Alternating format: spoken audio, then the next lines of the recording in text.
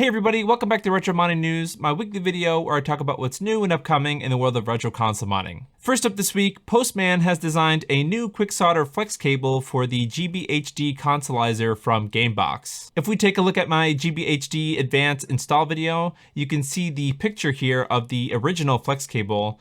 It needed to be soldered directly to the CPU of the Game Boy Advance, which is some pretty technical soldering. This new flex cable will be soldered to various test points around the Game Boy Advance board, which in my opinion is a lot more beginner friendly. You won't have to solder this flex cable directly to the GBA CPU, so there's a lot less chance for a new modder to ruin their Game Boy. And what's also awesome is this new flex cable will be included with all new GBHD Advance kits. So if you're interested in doing that consolizer kit, you can choose between the original CPU flex cable or this newer, easier flex cable. Dustin from MakeMHz showed off this little LCD screen with the word hello on it. Dustin, if you don't know, is the creator of the Xbox HD+, which is an internal HDMI mod for the original Xbox.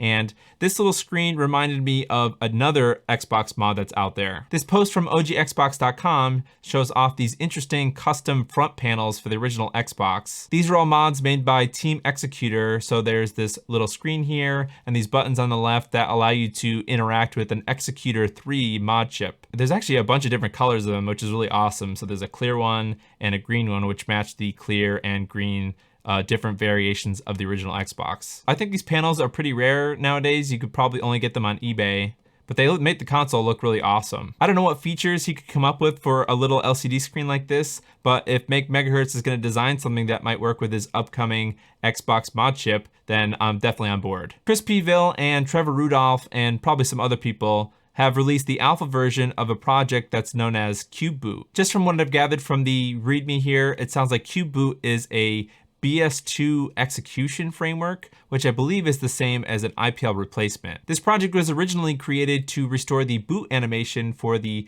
PicoBoot IPL replacement mod, but now it's been generalized so that it works for both PicoBoot as well as PicoBoot. But it sounds like PicoBoot is much more than just a way to restore the boot animation. It sounds like it can be used as a replacement firmware for the PicoBoot as well as any other mod chip that uses IPL boot. With PicoBoot, you can customize the GameCube boot animation, including the color of the logo and the text that appears on the screen. And if you hold A while the console is booting, the GameCube will boot into the original GameCube BIOS screen. If you want to learn more about how you can set up PicoBoot with your PicoBoot, you can check out this video from Modsville USA. I'll make sure to leave a link in the description below. Somehow I missed this post from Yowie back in July showing off some GameCube aftermarket shell prototypes. If you didn't know, Yowie, aka RetroCool, is the person behind the aftermarket Sega Saturn and Sega Dreamcast shells, as well as the upcoming Sony PlayStation shells. I know that there are some existing aftermarket shells out there. I think there's a Viper GC one, but they're extremely rare and definitely not something that's readily available. It's not certain if RetroCool is going to be offering GameCube shells as their next console, but the GameCube is one of my favorite consoles. My childhood console has a crack in the edge of it, so I'm definitely excited to have a new high-quality aftermarket GameCube shell. For the big story this week, Crix tweeted a picture of the Mega EverDrive Pro connected to the HuCard slot of a PC Engine. When I first saw this, I speculated that maybe Crix was working on a new EverDrive for the PC Engine and TurboGrafx-16,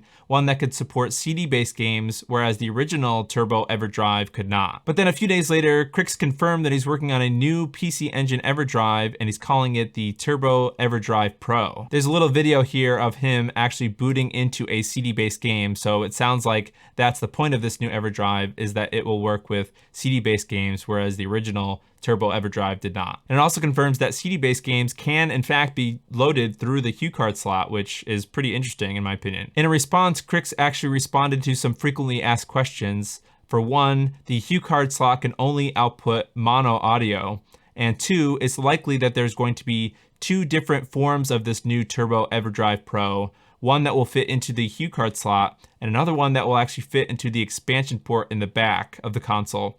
That version is going to have stereo output, and it sounds like maybe some more video outputs also. I'm curious if it's going to support RGB output, kind of like the spark plug adapter from Insurrection Industries. This is just a plug-and-play solution that connects to the back of the PC Engine and allows you to use a Sega Genesis Model 2 style RGB cable or a component cable. And the third question is whether or not you will ever be able to use a Mega EverDrive Pro with some sort of an adapter with a PC Engine, and it definitely doesn't seem like it's going to happen. It sounds like he was just using the Mega EverDrive Pro as a prototype. I think that this is really awesome, and it will give people an alternative to the SSDS3, which is a pretty expensive mod from TerraOnion, but it does give you a flash cart as well as some additional video outputs and even an HDMI output. I've been holding off on buying a PC Engine because there really isn't anything to mod physically with it other than some plug and play adapters. But I think with the announcement of this new Turbo EverDrive Pro, I'll definitely have to pick up a PC Engine in the future. That's it for this week. If you want to suggest a news story to me, follow me on Twitter or join the Discord. If you want to watch older retro modding news videos, you could check out this playlist here. Thanks for watching, and I'll see you in the next video.